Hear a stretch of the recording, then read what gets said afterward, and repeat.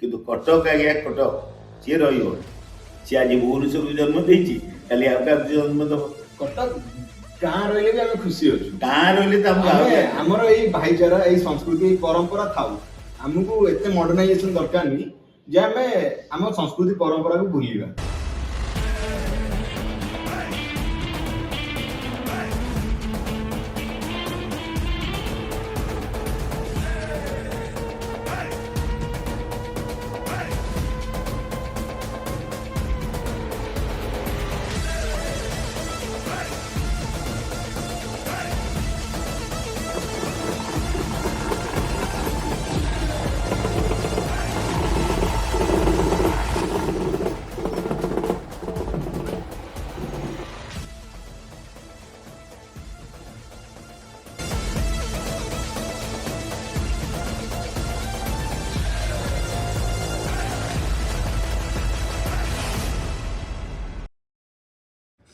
High सांग मैंने मु आपणकर पुराणा यूट्यूबर कटकी टोका आपण मो चैनल को हुए तो किसी जन 2017 रु सब्सक्राइब कर वीडियो से बहुत कम आसुच्ची। पुणी एवं चेष्टा करमती आग भाया वीडियो बनइबी बोली। तो आज गोटे मु वीडियो छाड़ी जोटा कि रही आम कटक ऐतिह्य उपर आम दोल यात्रा केमती कटक सेलिब्रेट करे तारी उपर। तो सही वीडियोटा देखापी मुझे जीवी नाग साई रघुनाथ जीव गोपाल जीव मंदिर को सेठार तांकर अधिकारी श्रीजुक्त अशोक कुमार दास सहित कथा हेबी आउ जनइबी आपण मानकु कटक रे केमती दोल पर्व आम पालन करू। तो अबिका आम गहणर अच्छा नाग साई रघुनाथ जीव गोपाल जीव संकीर्तन मंडली अधिकारी, 72 संकीर्तन मंडली सभ्य एवं 16 दिगभाग संकीर्तन मंडली एक वरिष्ठ अधिकारी।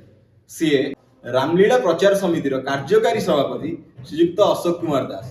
तो कटक सहर में केमती दोल पालन हुए, कटक सहर केमती दोल को सेलिब्रेट करे, तो सही जिनसा आज आम पचारि बुझा कटक रे दोलर इतिहास कौन, केबेठू आमर ये संकीर्तन प्रथा चली आसुची आउ केमती ताको आम पालन करूछु। तो सही विषय संक्षिप्त रे आमको बुझेबे, आमे तांगडू बुझिबा। दोलर इतिहास आज्ञा मु संपूर्ण भाव में न कहि पाइले भी दोल यात्रा एक पारंपरिक यात्रा। आज की 500 वर्ष तले चैतन्य महाप्रभु का आगमन रे एवं ता पूर्व ओडिसी संकीर्तन मध्य थिला। कहीं चैतन्य महाप्रभु जिते कटक आगमन कले सेतेबेले एही ओडिसी संकीर्तन संप्रदाय जाई तांको पाछोटी आनिथिले एवं कटक सहर तांकर अवस्थान समय साथी रे थिले। किंतु यार प्रचलित अति सुंदर भाव उत्तम भाव ताला दोल यात्रा ठू आरंभ, किंतु नदिया को बेसी प्राधान्य देकी ताकू चैतन्य महाप्रभु आगू नहीं या बहुत पुरातन जिनस माने नदिया आगु आमर एठी चलथिला ओडिसी चलथिला, किंतु चैतन्य जेतले आसिले नदियार प्रसार प्रचार के अधिक मात्रा रे हैला। तेणु उभय संकीर्तन मुख्य कारपोटदार कहले चैतन्य महाप्रभु को बुझा जाए। एवं यह हूँ जनश्रुति रे दोल यात्रा बोली सारा ओडिशा रे प्रसिद्ध, गाँ गंडारे यात्रा करा जाए। आमर एठी कटक रे 72 दोल यात्रा अच्छी, 72 संकीर्तन मंडली। आमर कटकटा को 4 भाग में विभक्त कराई यथा 25 एवं 22, 19 और 16 पूर्व पश्चिम उत्तर दक्षिण की 4 भाग में विभक्त कराई। आर मुख्य होती 72 सर्वाधिकारी। से समय आज्ञा 72 जिते प्रतिष्ठा है सेते 72 ठाकुर को लेकिन से संप्रदाय को तैयारी करा जाइतला, पाछे अनुष्ठान को गढ़ा जाइतला। स्वर्गत आनंद साहू, पदन साहू एमानकर उद्यम रे, पदन साहू को उद्यम रे मुझे जहाँ जानी ये 72 प्रतिष्ठा होता। किंतु वर्तमान आपण जब 16, 22 19, 25 सब मिसेबे ता 82 हम 82 किंतु 72 कहीं करागला जिते बेले 72 अनुष्ठान प्रतिष्ठा है सेतबेले 72 ठाकुर थिले। आ कालक्रमे जिते अनुष्ठान तैयारी सैला बढ़िले। बर्तमान आप देखिए 25 दिगभाग 25 विभान ठाकुर ना आज्ञा तार अधिक हो गला जहाँ 30-35 को धरले कालक्रमे यहाँ बढ़ुची। से 72 ना रही सी जमीक आज्ञा पिलाटा छोट बेले ना दि जाइए गोटे जिते से बड़ है इंजीनियर डाक्तर डेजिनेसन लगाला डाक्तर बा इंजीनियर नार परिवर्तन है सेमती 72 बेली से अनुष्ठान ना लोक संख्या बढ़ी बर्तमान 96-97 ठाकुर शोभायात्रा यही वर्ष चतुर्दशी रे चांदी ए दोलमुंडी बाहरी चांदी जो ये आमर 72 पहुंचे से 72 यात्रा करा ଦୋଳମୁଣ୍ଡେଇରୁ ବାହାରିକି 72 जो प्रतिवर्ष ठाकुर आसନ୍ତି ଏଇଟା ଆମର କେବେଠୁ ଚାଲି ଆସୁଛି? ଏଇଟା ଆଜ୍ଞା ବହୁତ ପୁରାତନ 72 ଯଦି जो ଠାକୁର 72 ମେଲଣ ହଉଥିଲା କିନ୍ତୁ ନିର୍ଦ୍ଦିଷ୍ଟ ଭାବରେ ଦୋଳମୁଣ୍ଡେଇ ହରିପୁର ଦୋଳମୁଣ୍ଡେଇରୁ ଆସୁନଥିଲେ ସେ ଯେଝା ସାହିରୁ ସବୁ ଆସିକି କରୁଥିଲେ ଯାତ୍ରା ସମୟ ନିର୍ଦ୍ଧାର କରାଯାଇଥିଲା ସେଇ ସମୟରେ ଆସି କରୁଥିଲେ କିନ୍ତୁ ଆମର ସ୍ୱର୍ଗତ ସମୀର ଦେ ପୂର୍ବତନ ମନ୍ତ୍ରୀ ସିଏ ଯେବେ ଆପରେ ଦାୟିତ୍ୱ ନେଲେ ଏବଂ 72 ହେଲେ ସର୍ବାଧିକାରୀ ସେଠି ଜୋର ଦେଇକି ଆପରେ ପ୍ରାଧାନ୍ୟ ଦେଇ କଲେ କିନ୍ତୁ 72 ଥିଲା 72 ମେଲଣ ମଧ୍ୟ ହଉଥିଲା 72 ମେଲଣ କି ଫାଙ୍କି ପାରିବେନି କାଳକ୍ରମେ ଯୋଉ 72 ଅଧିକାରୀ ସବୁ ସ୍ୱର୍ଗାରୋହଣ କଲା ପରେ ପଦନ ସାହୁଙ୍କଠୁ ଆରମ୍ଭ କରିକି ରାଜୁ ବାବୁ ପଦନ ସାହୁ ଆନ୍ଦ ବାବୁ ଏଇ ସମସ୍ତ ସ୍ୱର୍ଗାରୋହଣ ପରେ ସମୀର ବାବୁଙ୍କୁ ଦାୟିତ୍ୱ ଦିଆହେଲା ଏବଂ ସେ ବହୁତ ଖୁସି ମନରେ ସୁନ୍ଦର ଭାବରେ ପରିଚାଳନା କଲେ ନୂତନ ଭାବରେ ଏଇ କମିଟିକି ଆପଣଙ୍କର ସେ ଯୋଉ ପଦନ ସାହୁ ବା ଯୋଉ ବାବୁ କହୁଛନ୍ତି ତାଙ୍କୁ ଆପଣ ଦେଖିଛନ୍ତି? ନାଇଁ ପଦନ ସାହୁ ଏବଂ ଆନ୍ଦ ବାବୁ ଟିକେ ମନ ଅଛି କିନ୍ତୁ ପଦନ ସାହୁଙ୍କୁ ମୁଁ ଦେଖିନି ବହୁତ ଇତିହାସରେ ବହୁତ ପୁରୁଣା ରାଜୁ ବାବୁ ଆମ 16 ଦିଗ ଭାଗର ସଭ୍ୟ ଥିଲେ ସେ ଯାଇକି ସର୍ବାଧିକାରୀ ହେଲେ 72 ଏବଂ 19 ର ଯେତେବେଳେ ସଭ୍ୟ ଥିଲେ ସମୀର ଦେ ମନ୍ତ୍ରୀ ମହୋଦୟ ସେ ସେତେବେଳେ 72 ସର୍ବାଧିକାରୀ ଦାୟିତ୍ୱ ବହନ କରିଛନ୍ତି ସେ ଦୀର୍ଘ 4-5 ବର୍ଷ ମନ୍ତ୍ରୀ ଥିଲା ବେଳଠୁ ଯେ ପର୍ଯ୍ୟନ୍ତ ସର୍ବାଧିକାରୀ ନହେଇଥିଲେ ସେ ପର୍ଯ୍ୟନ୍ତ ମଧ୍ୟ ସାହାଯ୍ୟ ସହଯୋଗ କରି ଆସିଛନ୍ତି। କଟକରେ ଆମର ଯେମିତି ଆପଣ କହିଲେ କି 4ଟା ଭାଗରେ ବିଭକ୍ତ କରାଗଲା ପୂର୍ବାଞ୍ଚଳ ପଶ୍ଚିମାଞ୍ଚଳ ଉତ୍ତରାଞ୍ଚଳ ଦକ୍ଷିଣାଞ୍ଚଳ ଆଉ ଯୋଉ ସଂକୀର୍ତ୍ତନ ମଣ୍ଡଳୀ ଗୁଡା ରହିଛନ୍ତି ଆମର ସଂକୀର୍ତ୍ତନ ବିଶେଷ କରି ରାତିରେ ହିଁ ହୁଏ କଟକର ଯୋଉ ପିଲାମାନେ ଯୋଉ ଯୁବଗୋଷ୍ଠୀ ଆମର ଦଶହରାରେ ଆସୁଛନ୍ତି ସେଠି ଆପଣ ବହୁତ ସାରା ଲୋକ ଦେଖିବାକୁ ପାଇବେ କିନ୍ତୁ ଦୋଳରେ ପାଇବେନି ଦୋଳରେ କମ ପାଇବେ ନାଇଁ ଦୋଳରେ ଆଗେ କଣ ହଉଥିଲା ଆଜ୍ଞା ଦୋଳ ଯାତ୍ରାଟା ଏତେ ଭାବରେ ପ୍ରଭାବିତ ହୋଇକି ପ୍ରସାରଣ ହଉନଥିଲା କିନ୍ତୁ ଏବେ ଉଦୟମାନ ଯୁବକ ଯୋଉ ସର୍ବାଧିକାରୀ ମାନଙ୍କ ତତ୍ତ୍ୱାବଧାନରେ ଅଧିକାରୀ ମାନଙ୍କ ଦାୟିତ୍ୱରେ ଉଦୟମାନ ଯୁବକ ମାନେ ସମସ୍ତେ ସାମିଲ ହେଲେଣି ଏଇ ଖୋଳ ତାଳ ବଜେଇବା ତ ପିଲାଙ୍କ ଦାୟିତ୍ୱ ଆଉ ମୁରବୀ ସେ ଦାୟିତ୍ୱ ନାହାନ୍ତି ତେଣୁ ପିଲାଙ୍କ ସଂଖ୍ୟା ବଢିଛି ବଜା ଯୋଉ କୀର୍ତ୍ତନରେ ସାମିଲ ହେବା ପାଇଁ ପିଲା ସେ ମଧ୍ୟ ବଢିଛନ୍ତି ଯାତ୍ରାକୁ ଉପଭୋଗ କରିବା ପାଇଁ ହଜାର ହଜାର ଲକ୍ଷ ଲକ୍ଷ ଲୋକ କଟକରେ ସମାଗମ ହଉଛନ୍ତି ସବୁଠୁ ବଡ ଯାତ୍ରା ଆଜ୍ଞା ଦୁଇଟି କଟକରେ କରାଯାଏ ଗୋଟେ ହଉଛି 72 ସଂକୀର୍ତ୍ତନ ଏବଂ ଗୋଟେ ହଉଛି ରଜାଗର ମେଲଣ ବୋଲି ତାକୁ କୁହାଯାଉଥିଲା ବର୍ତ୍ତମାନ ରଜାଗର ନୁହଁ ବର୍ତ୍ତମାନ ତାକୁ ଚାନ୍ଦିନୀ ଚୌକ ଦୁର୍ଗା ପୂଜା କମିଟି ତାକୁ ପରିଚାଳନା କରୁଛି ସେ ହଉଛି ଚାନ୍ଦିନୀ ଚୌକ ସିଏ ମଧ୍ୟ 72 ଯାତ୍ରା ତୃତୀୟ ହବନି ରଜାଘର ମେଲଣ ଯୋଉ କୁହାଯାଉଥିଲା ମାନେ କଣ ସେଟା ରଜାଙ୍କ ସମୟରୁ ସେଠି ମେଲଣର ଅନୁଷ୍ଠିତ ହେଇ ଆସୁଛି ସେ ଦୁର୍ଗା ଜାଗା ଯୋଉ ଜାଗାଟା ରଜାଙ୍କ ଦୁର୍ଗାଙ୍କୁ ଦେଇଛନ୍ତି ମା ଦୁର୍ଗା ହୁଅନ୍ତି ଯୋଉ ଆଶ୍ଵିନ ମାସ ଦୁର୍ଗା ପୂଜା ସେ ଦୁର୍ଗାଙ୍କ ସାମ୍ନାରେ ମଣ୍ଡପ ସାମ୍ନାରେ ରଜାଘର ମେଲଣ ହୁଏ ସେତେବେଳେ ସେ ରାଣୀ ତାର ଦାୟିତ୍ୱ ନେଇ ବୁଝାବୁଝି କରୁଥିଲେ ରାଣୀ ଏଠୁ ସବୁ ଛାଡି ଛୁଡି ଗଲା ପରେ ରାଣୀଙ୍କ ଦେହାନ୍ତ ପରେ ତାଙ୍କୁ ଗୁମାସ୍ତା ବୁଝିଲେ ସେ କିଛି ବର୍ଷ ଚଳେଇଲେ ସେ ନ ପାରିଲା ପରେ ବଡ ଆଗ୍ରହ ସହ ଚାନ୍ଦିନୀ ଚୌକର ଦୁର୍ଗା ପୂଜା କମିଟିକି ଧନ୍ୟବାଦ ଦେବି ସେମାନେ ବହୁତ ଆଗ୍ରହ ସହ ଏଇ ଜିନିଷକୁ ବଞ୍ଚେଇ ରଖିଛନ୍ତି ଏଇ ପରମ୍ପରାକୁ ଅତି ସୁନ୍ଦର ଭାବରେ ପରିଚାଳନା କରୁଛନ୍ତି ଆମେ ସବୁବେଳେ ସହଯୋଗ କରୁଛୁ ଏବଂ ସହଯୋଗ ମଧ୍ୟ କରିବୁ ମୁଁ ଦେଖିଛି ଯୋଉ ଦଶହରାରେ କମିଟିର ସଭାପତି ସମ୍ପାଦକ ଥାନ୍ତି କିନ୍ତୁ ସେମାନଙ୍କୁ ଗୋଟେ କଣ ମାନେ ଗୋଟେ ସର୍ଭିସ ପୋଷ୍ଟ ଭଳିଆ ସାହିରେ ଦେଖନ୍ତି କିନ୍ତୁ ଅଧିକାରୀ ମହନ୍ତ କଟୁଆଳ ଆଙ୍କର ସମ୍ମାନ ଟିକେ ଅଲଗା ଆଙ୍କୁ ଟିକେ ଠାକୁରଙ୍କର ସହିତ ଲୋକ ରିଲେଟ କରନ୍ତି ଆଙ୍କର ସମ୍ମାନ ଟିକେ ଅଲଗା ସେଇଟା କେବେଠୁ ଏଇ ଅଧିକାରୀ ପ୍ରଥା ଏଇ କଟୁଆଳ ପ୍ରଥା ଚାଲି ଆସିଛି ସେଇଟା ବିଷୟରେ ଟିକେ ଆଗେ ପ୍ରଥମେ ଆପଣଙ୍କୁ ଗୋଟେ ପରିଚୟ ଦେବି ଆମର 72 ସର୍ବାଧିକାରୀ ଶ୍ରୀଯୁକ୍ତ ଦେବେନ୍ଦ୍ରନାଥ ସାହୁ ସିଏ ଗଲା ବର୍ଷ ଦାୟିତ୍ୱ ନେଇ ତୁଲେଇଥିଲେ କିନ୍ତୁ ଚଳିତ ବର୍ଷ ସିଏ ନୀତି ନିୟମ ଅନୁସାରେ ଅଧିକାରୀ ଭାବରେ ଅଭିଷିକ୍ତ ହେଇଛନ୍ତି ଦେବେନ୍ଦ୍ରନାଥ ସାହୁ ତାଙ୍କ ପରେ ଆସିଲେ 25 ସର୍ବାଧିକାରୀ ଯାହା ଆପଣ କହୁଛନ୍ତି ପୂର୍ବ ପଶ୍ଚିମ ଉତ୍ତର ଦକ୍ଷିଣ ଏହାର ସବୁ ସର୍ବାଧିକାରୀ ଅଛନ୍ତି 25 ସର୍ବାଧିକାରୀ ଶ୍ରୀଯୁକ୍ତ ସୁରେଶ ଚନ୍ଦ୍ର ସାହୁ ଏବଂ 22 ହେଉଛନ୍ତି ଶ୍ରୀଯୁକ୍ତ ସୁଭାଷ ଚନ୍ଦ୍ର ସାହୁ ଇଏ ସର୍ବାଧିକାରୀ 19 ହେଉଛନ୍ତି ବୀରେନ୍ଦ୍ର କୁମାର ସାହୁ ଏବଂ 16 ହେଉଛନ୍ତି ପ୍ରଦୀପ କୁମାର ସାହୁ ଏମାନଙ୍କ ସାଙ୍ଗରେ 4ଟି ମଧ୍ୟ କଟୁଆଳ ଅଛନ୍ତି। ପ୍ରତ୍ୟେକ ଦିଗ ଭାଗର ଗୋଟେ ମୁଖ୍ୟ କଟୁଆଳ ଅଛନ୍ତି। 72 ମଧ୍ୟ ମୁଖ୍ୟ କଟୁଆଳ ଅଛନ୍ତି। କଟୁଆଳ ମାନେ ଆମେ କହିବା ଯୋଉ ମ୍ୟାନେଜ କରନ୍ତି, ମ୍ୟାନେଜ କରୁଛନ୍ତି। ସିଏ ଅଧିକାରୀଙ୍କ ସାଙ୍ଗରେ କାମ କରିବେ, ସହଯୋଗ କରିବେ, ମହନ୍ତଙ୍କ ସାଙ୍ଗରେ ମଧ୍ୟ ସାହାଯ୍ୟ ସହଯୋଗ କରିବେ। ଏଣ୍ଟାର ଦାୟିତ୍ୱ ତାଙ୍କ ଉପରେ ଥାଏ। ଇଏ ଯେବେଠୁ ଆଜ୍ଞା 72 ପ୍ରତିଷ୍ଠା ହେଲା ସେବେଠୁ ଅଧିକାରୀ ମହନ୍ତ କଟୁଆଳ ସବୁ ଆସୁଛନ୍ତି। ଆପଣ ଯୋଉ କଥା କହିଲେ ସେ ଠିକ୍।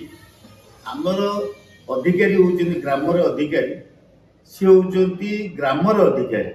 ସେ ଆପଣଙ୍କର ପୂଜା କମିଟି ବା କୌଣସି କମିଟିର ସିଏ ନୁହଁ, ସେ ଗ୍ରାମର ଅଧିକାରୀ।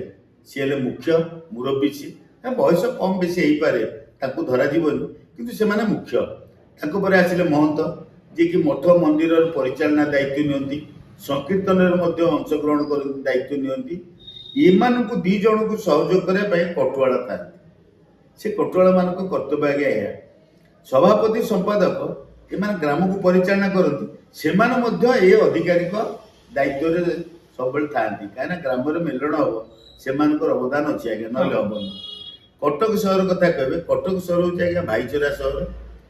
ଏଠି ଆପଣ ମେଢ଼ ଗଲାବେଳେ ଗଣ୍ଡଗୋଳ ଦେଖିପାରିବେ, ବା କୌଣସି ଜାଗାରେ ଯଦି କୌଣସି ଆଉ କିଛି ଘଟଣା ଘଟିଲା ସେଠି ଦେଖିବେ। କଟକ ଗୋଟେ ଜାଗା, ଦୋଳରେ ଆଜ୍ଞା ଆପଣ ପୋଲିସକୁ ଦେଖିବାକୁ ପାଇବେନି, ପୋଲିସ ଫୋର୍ସ ଆସନ୍ତିନି। ଯୋଉ ସାହି ବସ୍ତି ଗାଁ ଭିତରେ ଗଣ୍ଡଗୋଳ ଥାଏ, ଦୋଳରେ ତା ଗଣ୍ଡଗୋଳ ହୁଏ ନାହିଁ। ଏଇଟା ହେଉଛି ପାରମ୍ପରିକ ଆଧ୍ୟାତ୍ମିକ ଜିନିଷ। ଭଗବାନ ରାଧାକୃଷ୍ଣଙ୍କର ଏଇଟା ପର୍ବ। ଆମେ ସମସ୍ତେ ଭଗବାନଙ୍କ ପ୍ରେମରେ ଏକଦମ ମଜିଯାଉ। ସେଇ ସମୟରେ ଏସବୁ ଜିନିଷ ଭୁଲିଯାଏ। ମେଢ଼ ଅବଶ୍ୟ ଆପଣ ବାରଣ କରିପାରନ୍ତି, କିନ୍ତୁ ବିବାହକୁ କେହି ବାରଣ କରନ୍ତିନି। ଏହା ନବମୀଠୁ ଆରମ୍ଭ ହେଇକି ହୋଲି ପରେ ଏଇଟା ସରେ। କିନ୍ତୁ ହୋଲି ପରେ ସରେନି ଆଜ୍ଞା, 5 ଦୋଳ, 10 ଦୋଳ, 16 ଦୋଳ ଯାକେ ଏଇ ପର୍ବ ଚାଲେ। ମୁଁ ଜଣେ ବାବୁଙ୍କୁ ପଚାରିଲି, ପୋଲିସ ବାବୁଙ୍କୁ, ସାର୍ ଆପଣ କ'ଣ ଦୋଳ ଯାତ୍ରାରେ କ'ଣ ଆପଣ ମେଢ଼ରେ ଯିବା କଥା? ନା ନା ନା ନା, ଆମେ ଦୋଳ ଯାତ୍ରାରେ ଆସିନୁ, ଆମେ ଦେଖିବା ପାଇଁ ଆସିଛୁ। ଆପଣଙ୍କର ଭାଇଚାରାରେ ପୋଲିସର ବା ଆଇନ ପ୍ରଶାସନର କିଛି କାମ ନାହିଁ। ଏ ପ୍ରେମ କଥା। ଆମେ ଆଜ୍ଞା ଡ୍ୟୁଟି କରୁଛୁ, ଆମେ ଆପଣଙ୍କୁ ସାହାଯ୍ୟ କରିବା ପାଇଁ ଆସିଛୁ। ଯଦିଚ ସରକାରୀ ପୋଷାକ ପିନ୍ଧୁଛୁ, କିନ୍ତୁ ଆପଣଙ୍କୁ ସାହାଯ୍ୟ କରିବା ପାଇଁ ଆସିଛୁ। ବଡ଼ ଖୁସି ଲାଗିଲା। ଏ ଭାଇଚାରା ସହର ଭାଇଚାରାକୁ ଏ ଦୋଳ ମାଧ୍ୟମରେ ଆଉ 4 ପାଦ ଆଗକୁ ନେଇଯାଇଛି। କଟକରେ ଆମର ଚାନ୍ଦି ଆଉ ସୁନାର ମେଢ ହଉଥିଲା, ଏବେ ଚାନ୍ଦି ସୁନାର ଦୋଳ ବି କଲେଣି। ତ ଆପଣ କୁହନ୍ତୁ ମତେ, କଟକରେ କେବେଠୁ ଚାନ୍ଦି ଦୋଳ ଆରମ୍ଭ ହେଲା? କୋଉ ସାହି ଚାନ୍ଦି ସୁନାର ଦୋଳ ବନେଇଛନ୍ତି, ତ ତା ବିଷୟରେ ମତେ କିଛି କୁହନ୍ତୁ। ଧନ୍ୟବାଦ, ବଢ଼ିଆ କଥାଟି ପଚାରିଲେ। ଆଜ୍ଞା ଏ ହେଉଛି ଗଣପର୍ବ। ଆପଣ ଦୋଳ, ରଜ ଏବଂ ଦଶହରା ଏ ଗଣପର୍ବ। ଦଶହରାରୁ କଟକ କ'ଣ, ଆପଣ ଓଡ଼ିଶା ବାହାରୁ ବି ଲୋକ ଆସନ୍ତି ଏଠିକି ଆଜ୍ଞା ଦେଖିବା ପାଇଁ, କେବଳ ଚାନ୍ଦି ଆଉ ସୁନାର ମେଢ଼ ଦେଖିବା ପାଇଁ। ଏମିତି ମଧ୍ୟ କଟକକୁ ଆସୁଛନ୍ତି ଓଡ଼ିଶା ବାହାରୁ ଲୋକ ଆସୁଛନ୍ତି ଏ ଚାନ୍ଦି ସୁନାର ବିମାନ ଦେଖିବା ପାଇଁ। ଏ ଚାନ୍ଦିର ସହର କଟକ ସିଲଭର ସିଟି। କଟକର ଚାନ୍ଦି ଉପରେ ବେଶୀ ପ୍ରାଧାନ୍ୟ ଦିଆଯାଏ ସୁନା ଅପେକ୍ଷା। ଏ ଯେଉଁ ପରମ୍ପରା ଆରମ୍ଭ ହେଲା, ମୁଁ ଜାଣିଛି ଯେତିକି ଆଜ୍ଞା, 1957 ମସିହାରେ ଚୌଧୁରୀ ବଜାରରେ ଦୁର୍ଗା ମେଢ଼ ହେଲା, ଯାହାକି କୁଇଣ୍ଟାଲ କୁଇଣ୍ଟାଲ ଚାନ୍ଦି ଲାଗିଛି, ସୁନ୍ଦର ମେଢ଼।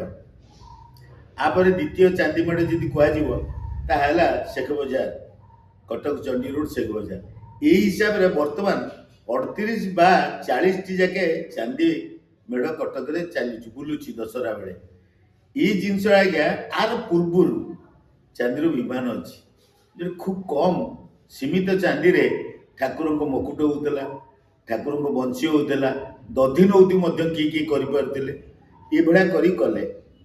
ସେତେବେଳେ ଇଲେକ୍ଟ୍ରିକ୍ ଲାଇଟ୍ ନଥିଲା, ଯେତେବେଳେ ବିମାନ ସବୁ ମେଲଣକୁ ଯାଉଥିଲେ ପେଟ୍ରୋମକ୍ସ ଲାଇଟ୍ରେ ଯାଉଥିଲେ ଏବଂ ଲୋକମାନେ ଘଣ୍ଟ ଖୋଳ ତାଳ ବଜେଇ ଯାଉଥିଲେ।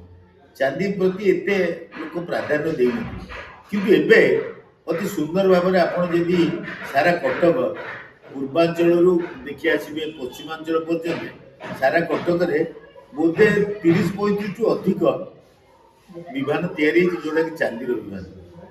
ମୁଁ ଆଜ୍ଞା କମ୍ ହେଇପାରେ, କାହିଁକି ଏବେ ମୁଁ କେତେ ଗୁଡ଼ାକ ବିମାନ ଆଉ ଯାଇପାରୁନି, ମୋର ଶରୀର ଅସୁସ୍ଥ ନେଇ ଦେଖିପାରୁନି, କିନ୍ତୁ କଟକରେ 40ଠୁ ଉର୍ଦ୍ଧ୍ୱ ଆଜ୍ଞା ଚାନ୍ଦି ବିମାନ ଅଛି। ଯେତେ ଜାଗାରେ ଆପଣ ଚାନ୍ଦି ମେଢ଼ ଦେଖୁଛନ୍ତି, ସେ ସମସ୍ତଙ୍କର ଚାନ୍ଦିର ବିମାନ ମଧ୍ୟ ଅଛି। ଏବଂ ଅନ୍ୟ ଜାଗା ବି ବହୁତ ଜାଗାରେ ଯେଉଁଠିକି ମେଢ଼ ହେଇନି, ସେମାନେ ଚାନ୍ଦିର ବିମାନ କରିଛନ୍ତି। ଏ ଚାନ୍ଦି ଦୌଡ଼ରେ ଆମେ ଦୌଡ଼ି ପାରୁନୁ, ସେଥିପାଇଁ ଦୁଃଖିତ ଆଜ୍ଞା। ଚେଷ୍ଟା କରିବୁ ରାଧା ମାଧବଙ୍କ ଆଶୀର୍ବାଦ ଥିଲେ ଆମେ ମଧ୍ୟ ଆପଣଙ୍କ ସାଙ୍ଗେ ସାମିଲ ହବୁ। ଧନ୍ୟବାଦ। ସୁନାର ବିମାନ ବି କଟକରେ ଅଛି। ସୁନାର ବିମାନ ଅଛି ଆଜ୍ଞା କଟକରେ, ତା କାଠଗଡ଼ା ସାହିରେ ସୁନାର ବିମାନ। ଆପଣଙ୍କୁ ସେଇଥିପାଇଁ ତ ମୁଁ ବାରମ୍ବାର ଅନୁରୋଧ କରୁଛି ଆପଣ କଟକ ମେଲଣକୁ ଆସନ୍ତୁ, ସୁନା ଚାନ୍ଦିର ବିମାନ ଦେଖିବେ, ରଙ୍ଗ ବେରଙ୍ଗର ମଜା ନେବେ, ଏଇ ଯେଉଁ ରଙ୍ଗ ପର୍ବ ତାକୁ ଉପଭୋଗ କରିବେ, ରାଧା ମାଧବଙ୍କ ଆଶୀର୍ବାଦ ନେବେ। ସେଇଟା ହେଉଛି ମୂଳ ଆଜ୍ଞା। ଯାହା ଚୈତନ୍ୟ ମହାପ୍ରଭୁଙ୍କୁ ସ୍ମରଣ କରି ଆପଣ ଏଇ ବର୍ଷ ଆସନ୍ତୁ କଟକ, ଦେଖିବେ ସୁନାର ବିମାନ ଅଛି। ମୋର ଆଶା ମଧ୍ୟ ଆସନ୍ତା ବର୍ଷକୁ 4-5ଟି ସୁନାର ହେଇଥିବ, ଏମିତି କିଛି ମୁଁ ଖବର ପାଉଛି। ତେଣୁ ଠାକୁରଙ୍କ ଆଶୀର୍ବାଦ ଆଜ୍ଞା ହେଲେ ଭଲ ସୁନ୍ଦର। ଦୋଳ ପର୍ବ କହିଲେ ସମସ୍ତେ ବୁଝନ୍ତି ଗୋଟେ ଗାଁ ଗହଳିର ପର୍ବ, କିନ୍ତୁ କଟକରେ ଗୋଟେ ଲୋକ କେମିତି ଦୋଳର ମଜା ନେଇପାରିବ, କେତେ ଦୂର ସେ ମଜା ନେଇପାରିବ, କେତେ ଦୂର ତାକୁ ଅନୁଭବ ହବ କି ଏଇଠି ଗୋଟେ ଦୋଳ ପର୍ବ ବି ପାଳନ ହଉଛି, ତ ସେଇଟା କେମିତି ଗୋଟେ ଲୋକ ଫିଲ୍ କରିପାରିବ, ତାକୁ କ'ଣ କରିବାକୁ ପଡ଼ିବ ସେଥିପାଇଁ? ଏଇ ଯେଉଁ ପରମ୍ପରା ଆଜ୍ଞା, ୟାକୁ ପ୍ରଚାର ପ୍ରସାର ନାହିଁ ଆଜ୍ଞା। ଏ ଯେଉଁ ଆମର ମିଡ଼ିଆ ମାନେ ଅଛନ୍ତି ସେମାନେ ଏବେ ସବୁ ବାହାର କରୁଛନ୍ତି, ଦେଖାଉଛନ୍ତି ପ୍ରତ୍ୟେକ ଗାଁର, ଆପଣ ଭୁଲି ଯାଉଛନ୍ତି ଏ ସହରର ଜନ୍ମ ଆଜ୍ଞା ଗାଁରୁ, ଗାଁଠୁ ହିଁ ସହର ଜନ୍ମ କଟକଟା ଗୋଟେ ନିଏ। ଗାଁ କହିଲେ ବି କିଛି ଭୁଲ ହେବ। କଟକ ଆଜ୍ଞା ଗାଁ ନୁହଁ, କଟକ 1000 ବର୍ଷର ସହର। ଏ କଟକର ଅର୍ଥ ଆଜ୍ଞା ରାଜଧାନୀ। ରାଜଧାନୀ। ରାଜଧାନୀ କି କଟକ ବୋଲି କୁହାଯାଏ। ହଁ। ଯେମିତି ଆପଣଙ୍କ ରାମାୟଣ ଅଛି ଲଙ୍କା କଟକ, ହଁ। ସେମିତି ଆଜ୍ଞା ଇଏ ବିରାଟ କଟକ, ଚୌଦ୍ୱାର କୁହାଯାଏ। ଏଇଟା ହେଉଛି କଟକ ଆଜ୍ଞା। ଏଠି ପ୍ରଥମେ ରାଜଧାନୀ ଥିଲା, ଏବେ ଭୁବନେଶ୍ୱର ରାଜଧାନୀ ଉଠି ଯାଇଛି, କିନ୍ତୁ କଟକ ହେଉଛି ପ୍ରଥମ ରାଜଧାନୀ। 1000 ବର୍ଷର ସହର।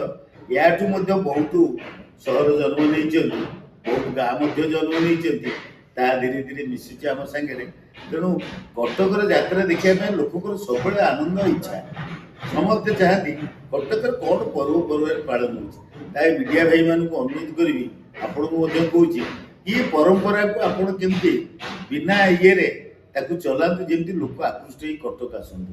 କଟକ ଆସିଲେ ଆଜ୍ଞା ଖାଲି ଯାତ୍ରା ନୁହଁ, କଟକର ବ୍ୟବସାୟ ବଢ଼ିବ, କଟକର ସମ୍ମାନ ବଢ଼ିବ, କଟକର ଐକ୍ୟ ରହିବ। ଏଇ ଜିନିଷ ଗୁଡ଼ାକ ପାଇଁକା ସୌନ୍ଦର୍ଯ୍ୟକରଣ ଯେଉଁ କଟକ କରାଯାଇଛି ତାକୁ ମଧ୍ୟ ଆପଣ ଦେଖିବେ। ଏଇଥିପାଇଁ ଆପଣଙ୍କୁ ବାରମ୍ବାର ଅନୁରୋଧ, ଆପଣ କଟକ ଆସନ୍ତୁ, ପ୍ରତ୍ୟେକ ପୂଜା ପର୍ବରେ ସାମିଲ ହୁଅନ୍ତୁ। ତ ଭୁବନେଶ୍ୱର ଗୋଟେ ସହର, ଯେମିତି କଟକ ବି ଗୋଟେ ସହର, ବହୁତ ପୁରାତନ ସହର, କିନ୍ତୁ କଟକଟାକୁ ଗୋଟେ ଗାଁ କହିଲେ ବି ଭୁଲ ହେବନି, କାହିଁକିନା କଟକରେ ସେ ଗାଁର ପରମ୍ପରା, ସେ ସଂସ୍କୃତିକୁ ଆଜି ଯାକେ ବି କଟକ କେମିତି ତାକୁ ଧରିକି ଆଗକୁ ବଢିଛି, 1000 ବର୍ଷ ଟପିଗଲା ପରେ ବି ସେଇ ଦୋଳ ପୂର୍ଣ୍ଣିମା, ସେଇ ପଞ୍ଚୁ ଦୋଳ, ସେଇ ସବୁ ପରମ୍ପରା ଆମକୁ ଏଠି ଦେଖିବାକୁ ମିଳୁଛି।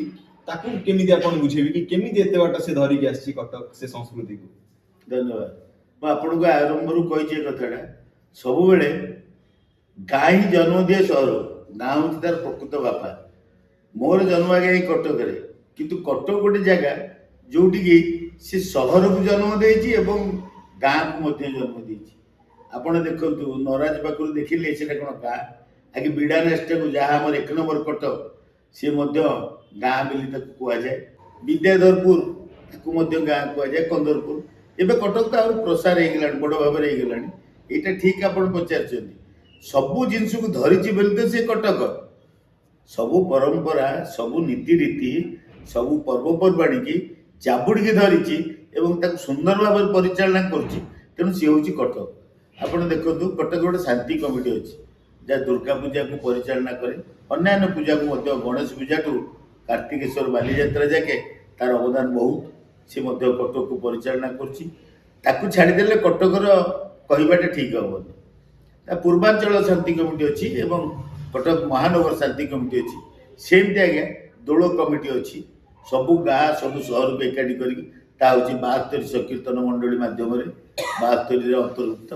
ସେଇଭଳିଆ ଆଜ୍ଞା ଭୁବନେଶ୍ୱର କଥା ଆପଣ କହିଲେ, ଆଜି ଆପଣ ତାକୁ 2 in 1 ସିଟି ବୋଲି କହୁଛନ୍ତି କଟକ ଭୁବନେଶ୍ୱରକୁ। କଟକ ଜନ୍ମ ଦେଇଛି ଭୁବନେଶ୍ୱରକୁ, ଖୋର୍ଦ୍ଧା ଦେଇନି ଆଜ୍ଞା, କି ପୁରୀ ଦେଇନି। କଟକ ଜନ୍ମ ଦେଇଛି ଭୁବନେଶ୍ୱରକୁ। ଏଇ କଟକରୁ ଅଫିସ ଉଠିକି ସେଠି ତିଆରି କରାଯାଇଛି। ଆପଣ ଯେଉଁ ସେକ୍ରେଟାରିଏଟ୍ କହୁଛନ୍ତି ତା ମଧ୍ୟ ଏଇ କଟକରେ ଥିଲା। ଆପଣ ବାରବାଟୀ ଷ୍ଟାଡିୟମ ପାଖରେ ଆମ ସେକ୍ରେଟାରିଏଟ୍ ଥିଲା। ବାରବାଟୀ ଷ୍ଟାଡିୟମ ଯେତେବେଳେ ହେଲା, ତିଆରି ହେଲା, ଆଉ ତାର ପ୍ରସାର କରାଗଲା, ସେତେବେଳେ ଧୀରେ ଧୀରେ ଉଠିଗଲା। କିଛି ଆଳ, କିଛି ବାହାନା କରିକି ଭୁବନେଶ୍ୱର ସବୁ ଉଠେଇ ନେଲେ, କିନ୍ତୁ କଟକ ଆଜ୍ଞା କଟକ ସିଏ ରହିବ। ସିଏ ଆଜି ଭୁବନେଶ୍ୱରକୁ ଜନ୍ମ ଦେଇଛି, କାଲି ଆଉ କାହାକୁ ଜନ୍ମ ଦେବ। ସ୍ମାର୍ଟ ସିଟି ଦୌଡ଼ରେ ଆଜ୍ଞା କଟକ ଦୌଡ଼ି ପାରୁନି। କାହିଁକି କହିଲେ? ଏଇଟା କଟକଟା ହେଉଛି ଆଜ୍ଞା ଅସଲି ଭାଇଚାରା। ସେ କାହାକୁ ହଟେଇବ, କାହାକୁ ଦୂର କରିବ, କାହାକୁ ଜାବୁଡ଼ି ଧରିବ, ସେଥିପାଇଁ ଆଜ୍ଞା କଟକ ସ୍ମାର୍ଟ ହବନି। କଟକ ଏମିତି ରହିବ, ଆମ କଟକ କଟକ। କଟକ ଗାଁ ରହିଲେ ବି ଆମେ ଖୁସି ଅଛୁ। ଗାଁ ରହିଲେ ତ ଆମକୁ ଆହୁରି ଆମର ଏଇ ଭାଇଚାରା, ଏଇ ସଂସ୍କୃତି, ଏଇ ପରମ୍ପରା ଥାଉ। ଆମକୁ ଏତେ ମଡର୍ଣ୍ଣାଇଜେସନ ଦରକାର ନାହିଁ ଯେ ଆମେ ଆମ ସଂସ୍କୃତି ପରମ୍ପରାକୁ ଭୁଲିବା। ନାଇଁ, କଟକ ପରମ୍ପରା ସଂସ୍କୃତିକୁ ଭୁଲିନି କି ଭୁଲିବନି, କିନ୍ତୁ ମଡେଲାଇଜେସନ କରାଯାଉ। ନ କରାଗଲେ କଟକର ଯଦି ଅଲଗା ନ ଲାଗିବ, ନିଆରା ନ ଲାଗିବ, ତାହେଲେ ଆଉ କଟକ କ'ଣ? ଆପଣ ଇଂଲିଶରେ ଆମେ ତାକୁ ସିଲଭର ସିଟି କହୁଛୁ, ରୂପ୍ୟ ସହର, ଆମ ରୂପାର ସହର। ଏଇଟା କାହିଁକି ଜାଣିଛନ୍ତି? ଏ ଚାନ୍ଦି ମେଢ଼, ଚାନ୍ଦି ବିମାନ, ସୁନା ମେଢ଼, ସୁନା ବିମାନ, ଏ କଟକର ମାହାତ୍ମ୍ୟ ବଢ଼େଇଛି। କଟକ ଆଜ୍ଞା ସବୁବେଳେ ଗୋଟେ ହାତ ଆଗକୁ ରହିବ, ଯେମିତି ହଉ ସେ ରହିବ। ଆପଣ ଯେତେ ଯାହା କରନ୍ତୁ, ଭୁବନେଶ୍ୱର ଚାନ୍ଦି ମେଢ଼ ହେଉଛି ଆଜ୍ଞା, ସୁନ୍ଦର ଭାବରେ ହେଉଛି। ଭୁବନେଶ୍ୱର ଡେକୋରେସନ ଯେ ଲକ୍ଷାଧିକ ଟଙ୍କା, ବହୁତ ବଢିଆ କରୁଛନ୍ତି, ଅତି ସୁନ୍ଦର କରୁଛନ୍ତି। ବହୁତ ତାଙ୍କୁ ସୁନ୍ଦର। ଧନ୍ୟବାଦ ଆଜ୍ଞା। ଆପଣଙ୍କ ମାଧ୍ୟମରେ ଭୁବନେଶ୍ୱର ଯୋଉ ଦୁର୍ଗା ପୂଜା ତାଙ୍କୁ ଧନ୍ୟବାଦ ଜଣାଉଛି। ସେ ଏମିତି କରନ୍ତୁ, ଆହୁରି କରନ୍ତୁ। କିନ୍ତୁ କଟକ ଆଜ୍ଞା, କଟକ ଭୁବନେଶ୍ୱର ଲୋକ କଟକ ଆସନ୍ତି ଦୁର୍ଗା ପୂଜା ଦେଖିବା ପାଇଁ। ଏଇଟା ଜନଗହଳି ବହୁତ ଭିଡ଼ ହୁଏ, କିନ୍ତୁ ଆଜ୍ଞା କଟକର ଆନନ୍ଦ ଆଉ କୋଉଠି ପାଇବେନି। ଭୁବନେଶ୍ୱର ରହୁଛି, କଟକ ରହୁଛି, ଆପଣମାନେ ଆସନ୍ତୁ। କଟକକୁ ସବୁବେଳେ କଟକ କରି ରଖନ୍ତୁ। ଯୋଉ ଦୋଳ ପର୍ବ କୁହାଯିବ, ଏଇଟା ଗୋଟେ ଭକ୍ତି ଭାଇଚାରାର ପର୍ବ ବୋଲି ଆମେ ଜାଣିଛୁ। ଆଜ୍ଞା ଆଧ୍ୟାତ୍ମିକ ବାତାବରଣ ପୁରା ସବୁ କଟକର ସାହି ବସ୍ତିରେ ମିଳିଯିବ। ଆଜ୍ଞା ତ ଯୋଉଠି ଆମେ ଦଶହରାରେ ଦେଖୁ କିଛି ପିଲାମାନେ ଉତ୍ସାହ ଉଲ୍ଲାସରେ, ଅସାମାଜିକ କହିପାରିବାନି, ଦଶହରାରେ ଯେମିତି ଉତ୍ସାହ ଉଲ୍ଲାସରେ ନାଚ କୁଦ କରି ଠାକୁରଙ୍କୁ ନେଇଯାଆନ୍ତି, ଠିକ ସେଇ ସମୟରେ ଯେତେବେଳେ ଦୋଳ ହୁଏ ତାଙ୍କ ଭିତରେ ଆମେ ଦେଖୁ ଭକ୍ତି, ଭାଇଚାରା, ଏଇ ସବୁର ବାତାବରଣ ତାଙ୍କ ଭିତରେ ଦେଖୁ, ସେ ପିଲାଙ୍କ ଭିତରେ। ତ ଏଇଟା ଆପଣ କେମିତି ବୁଝେଇବେ କି ଯୋଉ ପିଲା ଦଶହରାରେ ନାଚ କୁଦ କରୁଥିଲା ସେଇ ପିଲା ଏବେ ଖୋଳ ବଜାଉଛି, ତ ଭକ୍ତିର ଏଠି କଣ ମାହୋଲ ରହୁଛି ଦୋଳରେ? ଧନ୍ୟବାଦ, ବଢିଆ କଥା। ଏଇଟା ଆଜ୍ଞା, ଏଇଟା ହଉଛି ଆଧ୍ୟାତ୍ମିକ ଯାତ୍ରା ଆଜ୍ଞା। ଦୁର୍ଗା ପୂଜା ବି ଆଧ୍ୟାତ୍ମିକ, ତାକୁ କହିହବନି। ସିଏ ତାର ସମୟ ଏବଂ ତାର ଯୋଉ ପରିବେଶ, ସେ ପିଲାଙ୍କୁ ସେଇଭଳି ନିଏ। ନାଚକୁଦ କରିବା, ମେଢ଼ ଆଗରେ ଯୋଉ ଆଜିକାଲି ତ ଡିଜେ ବନ୍ଦ ହେଇଗଲାଣି, ଡିଜେ ବଜେଇ ନାଚିବା, ଏସବୁ ଗୁଡ଼ା ସେ କରନ୍ତି। କିନ୍ତୁ ଏଇ ଯୋଉ ଠାକୁର ରାଧା ମାଧବ, ରାଧାମୋହନ ଏଇ ଯୋଉ ଯାତ୍ରାକୁ ବାହାରନ୍ତି, ସେଟା ଆପଣ ଦେଖିବେ ଏକଦମ ନିଆରା ଯାତ୍ରା ଆଜ୍ଞା। ସେତେ ସମସ୍ତେ ଉନ୍ମାଦିତ ନାଚନ୍ତି ଆଜ୍ଞା, ଖୋଳ ତାଳ ଧରି ନାଚନ୍ତି। ସେ ନାଚ ଏ ନାଚ ଭିତରେ ଆକାଶ ପାତାଳ ପାର୍ଥକ୍ୟ। ତା ଦେହରେ ଗାମୁଛା ଉଡ଼େ, ଆ ଦେହରେ ଗାମୁଛା ଉଡ଼େନି ଆଜ୍ଞା। ଆକୁ ଗାମୁଛା ଶୋଷଣ ମାଂସ କାନ୍ଧରେ ପକାନ୍ତି। କିନ୍ତୁ ଏଇ ଯୋଉ 5-7 ଦିନ ଲାଷ୍ଟ ହୋଲି ରଙ୍ଗରେ ରଙ୍ଗେଇ ହୁଅନ୍ତି, ଏଇ ଭିତରେ ସବୁ ରାଧାକୃଷ୍ଣଙ୍କ ପ୍ରେମରେ ବାହିଥାନ୍ତି ଆଜ୍ଞା। ସେ ଭୁଲି ଯାଆନ୍ତି ଘର କ'ଣ, ରାତି କ'ଣ, ସକାଳ ହେଲାଣି ଯିବି, ନହେଲେ ବାପା ଗାଳି ଦେବେ କି ମା ଗାଳି ଦେବେ, ସେସବୁ ନଥାଏ। ସେ ରାଧାକୃଷ୍ଣଙ୍କ ପ୍ରେମରେ ମାତନ୍ତି। ସେଇ ପ୍ରେମ ହେଉଛି ଏକଦମ ଜୀବନ୍ତ ପ୍ରେମ। ତା ସବୁ ଜାଗାରେ ମିଳେନି ଆଜ୍ଞା। ଏଇଟା ହେଉଛି ଭଗବାନଙ୍କ କଥା। ରାଧା ମାଧବ ଯୋଉ ରାସରେ ଯେମିତି କରିଥିଲେ, ଆମର ଏଠିକାର ପିଲାମାନେ ମଧ୍ୟ ସେୟା କରନ୍ତି। କେହି କେବେ ଆଜ୍ଞା ରାଗ ରୁଷା କରନ୍ତିନି। ରଙ୍ଗ ପଡ଼ିଲେ କି ଅଭିର ପଡ଼ିଲେ କି ଠାକୁର ଗଲାବେଳେ କେହି ରାଗ ରୁଷା କରନ୍ତିନି। ସମସ୍ତେ ଭାଇଚାରା ସହର ନେଇକି ଯାଆନ୍ତି। ତେଣୁ ଇଏ ହେଉଛି ଆଜ୍ଞା କଟକ। ମତେ ଟିକେ ଆମର ଯୋଉ ରଘୁନାଥ ଜୀଉ ସମିତି ନାୟକ ସାହିରେ, ସେଠି ଆପଣଙ୍କର କେମିତି ଦୋଳରେ ଯୋଉ ଠାକୁର ବାହାରିବେ, ସେଇଟା କେମିତି କେବେ ଷ୍ଟାର୍ଟ ହବ, କୋଉଠି କୋଉଠି ଠାକୁର ଭୋଗ ଖାଇବେ, କଣ ସେଇଟା ବିଷୟରେ ଟିକେ ବୁଝାନ୍ତୁ। ଆଉ କେମିତି ଦୋଳ ହୋଲି ଯାକେ କଣ କଣ ଆପଣଙ୍କର ସବୁ ରହିଛି ସେଗୁଡାକ ବୁଝାନ୍ତୁ। ଆଜ୍ଞା ଧନ୍ୟବାଦ। ଏଇ ଯୋଉ ପଚାରିଲେ ପ୍ରଶ୍ନ, ଆପଣଙ୍କର ବଡ଼ ଖୁସି ଲାଗିଲା। କଟକ ହେଉଛି ଭାଇଚାରା ସହର। ଏ ମଧ୍ୟରେ ଆମେ ମଧ୍ୟ ସେ ଭାଇଚାରା ଭିତରେ ଯାଉଛୁ। 72 ଅନ୍ତର୍ଭୁକ୍ତ ଆମେ। 16 ଦିଗ ଭାଗର ରଘୁନାଥଜୀଉ ଗୋପାଳଜୀଉ ସଂକୀର୍ତ୍ତନ ମଣ୍ଡଳୀ ନାୟକ ସାହି, ଗୁରୁ ବାବା ବଳରାମ ଦାସ ମଠ, ଏଠି ଆମର ଏ ପର୍ବଟି ପାଳନ କରାଯାଏ। ମୋ ପୂର୍ବରୁ ଆଜ୍ଞା ସ୍ୱର୍ଗତ ନାରାୟଣ ନାୟକ ଅଧିକାରୀ ଥିଲେ, ତାଙ୍କ ପରେ କଣ୍ଡୁଚରଣ ନାୟକ ସିଏ ମଧ୍ୟ ଅଧିକାରୀ ଥିଲେ। ତାଙ୍କ ପରେ ଆଜ୍ଞା ତୃତୀୟ ପାଳି ମୋର ପଡ଼ିଛି। ମୁଁ ଆଜ୍ଞା ବୟସରେ କମ୍, କିନ୍ତୁ ଅଧିକାରୀ ଦାୟିତ୍ୱ ନେଇ ତୁଲଉଛି। ରାଧାମାଧବଙ୍କ ପାଖରେ ପ୍ରାର୍ଥନା, ସେ ମୋତେ ସାହସ, ଶକ୍ତି ଏବଂ ଧୈର୍ଯ୍ୟ ଦିଅନ୍ତୁ ତାଙ୍କୁ କାର୍ଯ୍ୟ କରିବା ପାଇଁ। ସର୍ବପ୍ରଥମେ ଆଜ୍ଞା ଆମ ଅନୁଷ୍ଠାନ କଥା କହିବି। ଆମର ନବମୀ ବୈଠକ ହୁଏ। ନୀତି ନିୟମ ଅନୁସାରେ ନବମୀ ଦିନ ହିଁ ନବମୀ ବୈଠକ ହେବା କଥା, କିନ୍ତୁ ଆମେ ତା ପୂର୍ବରୁ କରୁ। କାହିଁକି ଆଜ୍ଞା, ଗ୍ରାମର ଗୋଟେ ଛୁଟି ଦିନ ଦେଖି ସମସ୍ତେ ଯେତେବେଳେ ପାଇବୁ, ସମସ୍ତଙ୍କୁ ବସି ଏ ବିଷୟରେ ଆଲୋଚନା କରୁ। କାହିଁକିନା ବର୍ଷକୁ ଥରେ ଏ ଯାତ୍ରାଟା ପଡ଼େ, ଯେଉଁଟାକି ବହୁତ ପରିଶ୍ରମ କରିବାକୁ ପଡ଼େ ଏବଂ ଠାକୁରଙ୍କ ଯାତ୍ରା। ଆପଣ ଦୁର୍ଗାଙ୍କୁ ବିସର୍ଜନ କଲା ପରେ ବା ଶିବ ପାର୍ବତୀଙ୍କୁ ବିସର୍ଜନ କଲା ପରେ ଶୋଭାଯାତ୍ରା ନେଇକି ଯାଆନ୍ତି ଜଳାଶୟ କରିବା ପାଇଁ। ଇଏ କିନ୍ତୁ ଆଜ୍ଞା ଜୀବନ୍ତ ଠାକୁର ମନ୍ଦିରରୁ ବାହାରିବେ, ଘର ଘର ବୁଲି ଭୋଗ ଖାଇବେ ଏବଂ ଯାତ୍ରା ସାରି ପୁଣି ମନ୍ଦିରକୁ ପ୍ରତ୍ୟାବର୍ତ୍ତନ କରିବେ। ଏହି ପରମ୍ପରା ଅନୁସାରେ ଆମର ଆଜ୍ଞା ନବମୀ ବୈଠକ ଅନୁଷ୍ଠିତ ହୋଇସାରିଛି। ଆସନ୍ତା ଦଶମୀ ତିଥିରେ ଠାକୁର ଆମର ବାହାରିବେ ଭୋଗ ଖାଇବା ପାଇଁ। ସର୍ବପ୍ରଥମେ ଅଧିକାରୀଙ୍କ ଘରେ ଭୋଗ ଖାଇବେ, ତାପରେ ମହନ୍ତ, ତାପରେ ପଟୁଆଳ ଏମାନଙ୍କ ଘରେ ଭୋଗ ଖାଇ ସାରିଲା ପରେ ଯେତେ ତୁଳସୀ ପତ୍ର ଭାଇ ବା ସଂକୀର୍ତ୍ତନ ଭାଇ ତାଙ୍କ ଘରେ ଠାକୁର ବୁଲିକି ଭୋଗ ଖାଇବେ। ଆମ ସାହିରେ ଆଜ୍ଞା ଅଛି ଯେ ବହୁତ ଭାଇ ଯେଉଁମାନେ କି ତୁଳସୀ ପତ୍ର ଭାଇ ହେଇନାହାନ୍ତି, ସେମାନେ ଭୋଗ ଖିଆ ଭାଇ, ସେମାନେ ଶ୍ରଦ୍ଧାର ସହ ଠାକୁରଙ୍କୁ ତୁଳସୀ ପତ୍ର ନିମନ୍ତ୍ରଣ କରି ଯେ ଆଜ୍ଞା ମୋ ଘରକୁ ଆଜି ଆସନ୍ତୁ, ମୁଁ ଟିକେ ଆପଣଙ୍କୁ ଭୋଗରେ ଲଗେଇବି, ଆପଣଙ୍କୁ ଶରଣାଗତ ହେବି। ସେଥିପାଇଁ ଆଜ୍ଞା ଆମେ ଭାଇଙ୍କ ପରେ ତାଙ୍କମାନଙ୍କ ଘରକୁ ଯାଉ, ଭୋଗ ଖାଉ। ଆମର ଆଜ୍ଞା ଏକାଦଶୀ ଦିନ ପ୍ରଥମେ ଗଣେଶଜୀଉଙ୍କ ପାଖରେ ମେଲଣ ହୁଏ, ତା ହେଉଛି ବଢ଼େଇ ସାହି। ଯେଉଁ ଏକାଦଶୀରେ ଆମର ମେଲଣ ରୁହେ, ଆମେ ପ୍ରଥମେ ଆମ ସାହିରୁ ଯାଇ ବାସ୍ତରରେ ପହଞ୍ଚିବୁ। ବାସ୍ତରରେ ଠାକୁରଙ୍କୁ ପନ୍ତି ଭୋଗ ଲାଗି ହୁଏ, ଫୁଲ ଚନ୍ଦନ ଲାଗୁ ହୁଏ, ଆଳତି ହୁଏ। ଆଳତି ପରେ ଆମେ ସେଠୁ ଶୋଭାଯାତ୍ରାରେ ବାହାରି ବାସ୍ତରରୁ ଥୋରିଆ ସାହି, ନାୟକ ସାହି, ବଣିଆ ସାହି, ବାସୁଳି ସାହି, ମାଛ ବଜାର ଛକ ଦେଇ ପୁନଶ୍ଚ ପୁଣି ବଢ଼େଇ ସାହି ଗଣେଶଜୀଉଙ୍କ ପାଖରେ ଆମେ ପହଞ୍ଚି ରାତିରେ ମେଲଣ କରୁ। ଚଳିତ ବର୍ଷ ଆମର ସିଦ୍ଧାନ୍ତ ହୋଇଛି ରାତି 2ଟା ଭିତରେ ସବୁଠି ମେଲଣ ସାରିବା ପାଇଁ। ଇଏ ଆଜ୍ଞା ହେଲା ଏକାଦଶୀ। ଯେଉଁ କଥା ଆପଣ ପଚାରିଲେ ଦ୍ୱାଦଶୀ ମେଲଣ କଥା କହୁଛି। ଦ୍ୱାଦଶୀ ମେଲଣ ଆମର ଏଠୁ ବାହାରିବ ଆଜ୍ଞା, ଠାକୁରମାନେ ସବୁ ବାହାରିକି ଆମର ପହଞ୍ଚିବେ ଆଜ୍ଞା ଏଠି ବାଘମଙ୍ଗଳାଙ୍କ ମନ୍ଦିର ପରେ।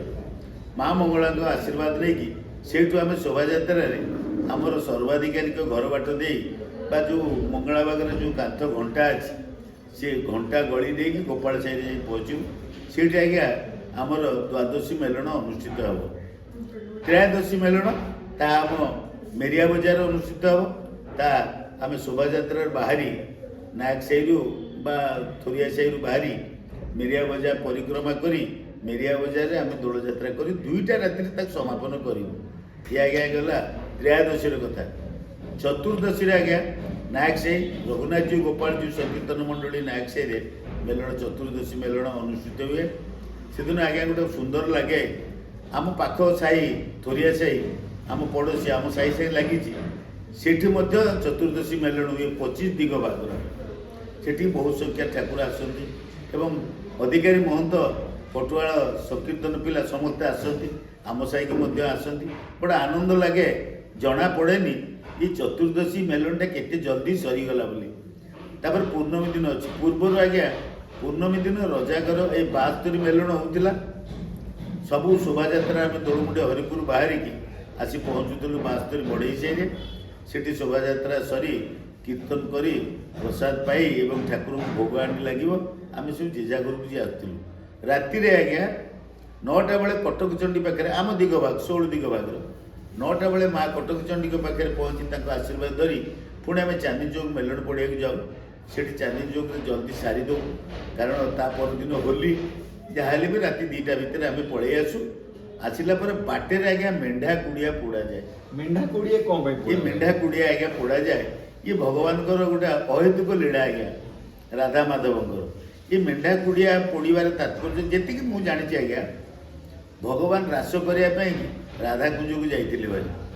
ରାଧାକୁଞ୍ଜ ଥିଲାବେଳେ ସଖୀମାନେ ଯେତେବେଳେ ସେ ବଂଶୀବାଦନ କରିଛନ୍ତି, ସଖୀମାନେ ତା ଦ୍ୱାରା ଆକୃଷ୍ଟ ହୋଇଯାଇ ସେ କୁଞ୍ଜରେ ପହଞ୍ଚିଛନ୍ତି। ପ୍ରତ୍ୟେକ ଘରର ଯେତେ ଗୋପାଳୁଣୀ ମାନେ ସେଇ ସବୁ ଯାଇ ଭଗବାନଙ୍କ ସାଙ୍ଗେ ଲୀନ ହୋଇଛନ୍ତି। 16 ସହସ୍ର ଗୋପ ନାରୀଙ୍କ ସାଙ୍ଗରେ ଭଗବାନ ରାସ କରିଛନ୍ତି। ଭୋର ଭୋର ପାହାନ୍ତା ହେଲା, ଯେଝା ଘରେ ଯିଏ ଖୋଜିଲେ ତାଙ୍କ ଘରଣୀ ନାହିଁ, କାହାର ଯୁବତୀ ଝିଅ ନାହିଁ। ଇସୁ କୁଆଡ଼େ ଗଲେ? ଇସୁ ଘରେ ରାଗିକି ଆଜ୍ଞା ଠେଙ୍ଗା ବାଡ଼ି ଧରି ଜଗିକି ବସିଲେ, କହିଲେ ଆଜି ଆସିଲେ ପାହାର କାହିଁ ସେ କୁଆଡ଼େ ଗଲେ। ଏସବୁ ଭଗବାନ ଅନ୍ତର୍ଯାମୀ ସେ ଜାଣିଲେ ଆଜ୍ଞା ଏ କଥାକୁ, କହିଲେ ବଡ଼ ଅସୁବିଧା ହେଇଯିବ। ଭଗବାନ କ'ଣ କଲେ ଆଜ୍ଞା, ଯେତେ ଗିରି ଗୋବର୍ଦ୍ଧନ ପାଖରେ ପାହାଡ଼ ପାଖରେ ସବୁ ମେଣ୍ଢା କୁଡ଼ିଆ ଥାଏ। ସବୁ ମେଣ୍ଢା ମାନେ ସେଠି ଦୂରରୁ ମାନେ ମେଣ୍ଢା ଶାଳ କୁହନ୍ତି, କାରଣ ଗୋଶାଳ ପାଖରେ ମେଣ୍ଢା ଶାଳ ରହେନି। କାଳେ କିଛି ସେତେବେଳେ ଯୁଗରେ ଇନଫେକ୍ସନ୍ ହେବ, କାଳେ କିଛି କାହାର ଅସୁବିଧା ହେବ, ସେଥିପାଇଁ ମେଣ୍ଢାକୁ ତାଙ୍କ ଘରଠୁ ଦୂରରେ ପାହାଡ଼ ପାଖରେ କରିଥିଲେ। ଭଗବାନ ବିଚିତ୍ର ଲୀଳାମୟ से लीला पुरुष से छाड़ा कथा नुह सी आज्ञा आसला बेले मेढा कुड़िया निआ लगे पड़ेले दूर से थोड़ा निआ जलिला लोक देखिले कौन निआ लगला कि हे आम मेढा कुड़िया कि निआ लगे दौड़ा दौड़ी से पड़ेले घर खोला मेला आज्ञा पुणी युवती मैंने घर को आसिले गोपाल मैंने घर को आसिले भगवान आसी निश्चिंत शोई पड़े माँ तांकर जानिले पुओ मुणे एत अभीर मुंडे एत अभीर फूलमाल ओठ कला पड़ी आखि लाल लाल ये घटना कौन बाबा कुआड़े जाइलु ना नाई मु राति सारा शोने आज सका उठिक मुझे अबीर खेलिली आज्ञा होली खेलटा अबीर हुए अबीर भी पारंपरिक रीतिनीति अनुसार हुए आजिकल केमिकल रंग बाहर व्यवहार कर समस्त अनुरोध करी जे केमिकल रंग किए व्यवहार करूँ अबीर ठाकुर को सजातु अबीर निजे आपण खेल करूँ यहाँ आज्ञा आम परंपरा चलित वर्ष ग्रहण सूर्य ये जो चंद्र ग्रहण जो टिके परिवर्तन होती आमर एकादशी रे रजाघर मेलन हम एवं चतुर्दशी रे बास्तरी मेलन होगापी सिद्धांत होती सब संवादपत्र बाहरी समस्त लेखा दिखाई तेणु यही वर्ष एमती हम मोर अनुरोध आपण मैंने कटक 72 के आसतु बढ़ई साई बास्तरी एवं चांदनी चौक रजाघर मेलन बोली जहाँ दुर्गा पूजा कमिटी परिचालना करुच्ची से मेलन सामिल हूँ देखते केते आनंद ये आनंद क्या कौन पाइबे बास्तुरी मेलन कौन स्टार्ट हो बास्तरी मेलनटा आमर प्रकृत में शोभा यात्रा पर प्राधान्य बेसी कटक सहर परिक्रमा करे किंतु आईन अनुसार आउ समय अनुसार आमर चलित वर्ष दोलमुंडी पतित पावन जगन्नाथ मंदिर बाहरी चंदन पड़िया शोभा यात्रा आसी या कटक आमर दोलमुंडी ये जो बाहरी सात साई माड़ी साई आपर आपणकर जो शिकारी साई राणीहाट छक देकी आसब पहुँच गोपाल साई एवं मंगलाबाग नुआपाटना माछ बजार LIC पाख देकी जीव पल्टन महावीर कति पल्टन महावीर माने आपण मनीष छक जोटा क्लब एंड क्लब अच्छी सी महावीर पाखर बाँ को कटिकी कुंभार साई दे पुनश्च माछ बजार छक दे बढ़ई साई आसी पहुँच ये शोभा यात्रा अति कम रे भी 2 घंटा 2.5 घंटा तौक नुह तेणु आम जदि चलित वर्ष सिद्धांत होती 9टा बेले ठाकुर को शोभा यात्रा बाहर करी ये 12टा बेले पहुँची 12टा ठू संकीर्तन करी ठाकुर को पूजा पाठ सारी पुणी प्रसाद सेवन करी 2टा बेले जे जार जे प्रत्यावर्तन करेंगे कहीं से दिन चतुर्दशी मेलन अच्छी राति धन्यवाद।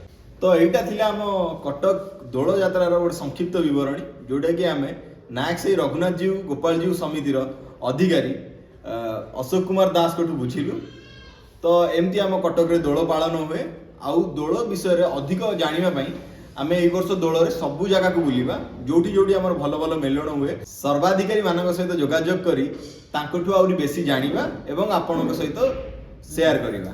तो वीडियोटा को भल लगी लाइक करूँ चैनल को सब्सक्राइब करूँ आउ नेक्स्ट वीडियो पे वेट करूँ बहुत बढ़िया बढ़िया वीडियो आसुची आगु कटक रे दोल केमती हुए आपण पाखे आम आनिकी निश्चय पहुँचू।